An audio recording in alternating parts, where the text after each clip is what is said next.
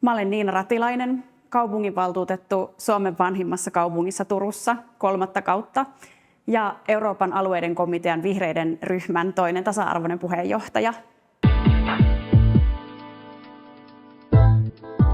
Euroopan unioni on niin tärkeä kaikille eurooppalaisille. Mä olen itse miettinyt viimeisen parin vuoden aikana erityisen paljon sitä, mitä Venäjän aloittaman hirveän hyökkäyssodan jälkeen olisi tapahtunut, jos meillä ei olisi Euroopan unionia, jossa maat olisi tulleet yhteen puolustamaan demokratiaa, oikeutta omaan maahan, ihmisarvoa, oikeuksia ja sananvapautta. Tämä konkretisoi sen, minkä takia me tarvitaan vielä enemmän ja vahvempaa eurooppalaista yhteistyötä.